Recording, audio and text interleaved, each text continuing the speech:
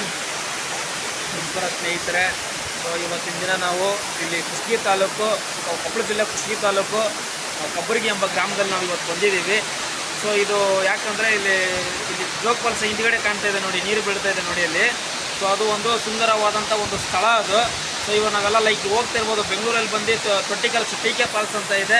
So ಈ ಕಡೆ ಶಿವಮೊಗ್ಗ ಅಂತ ಇದೆಯಲ್ಲ, ಅಲ್ಲಿ ಜೋಗ ಜಲಪಾತ ಇದೆ. ಸೊ ಅಲ್ಲಿ ಹೋಗ್ಬೋದು. ಸೊ ಅದೇ ರೀತಿಯಾಗಿ ಇದು ಚಿಕ್ಕದು ಅಂತ ಹೇಳ್ಬೋದು.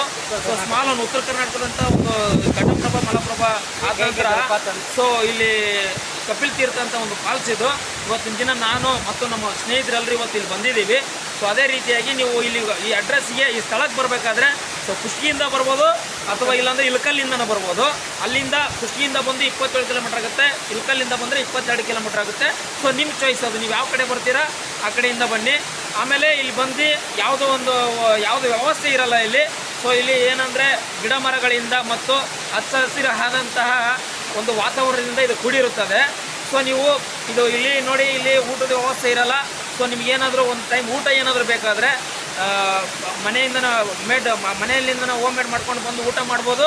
ಸೊ ಇಲ್ಲಾಂದರೆ ಇಲ್ಲಿ ಏನಾದರೂ ಪಾತ್ರೆಗಳು ತೊಗೊಂಡು ಬಂದು ಊಟ ಮಾಡ್ಕೋಬೋದು. ಸೊ ಅದು ನಿಮ್ಮ ವೈಯಕ್ತಿಕ. ಸೊ ಅದಕ್ಕಾಗಿ ಈ ಜಾಗ ನೋಡಿರಿ, ಇಲ್ಲಿ ಹಿಂದೆ ನೀರು ಬೀಳ್ತಾ ಇದೆ. ಸೊ ಈ ಜಾಗಕ್ಕೆ ಫ್ಯಾಮ್ಲಿ ಮತ್ತು ಸ್ನೇಹಿತರು ಮತ್ತು ಫ್ಯಾಮ್ಲಿ ಕುಟುಂಬ ಸಹಾಯತ ಎಲ್ಲರೂ ಬಂದುಬಿಟ್ಟು ಇಲ್ಲಿ ಬರುವಂಥ ಜಾಗ ಇದು. ಸೊ ನಿಮಗೇನಾದರೂ ಇಂಟ್ರೆಸ್ಟೆಡ್ ಇದ್ದರೆ ಸೊ ಒಂದು ಸರಿ ಇಲ್ಲಿ ವಿಸಿಟ್ ಮಾಡಿ. ಧನ್ಯವಾದಗಳು ಸ್ನೇಹಿತರೆ.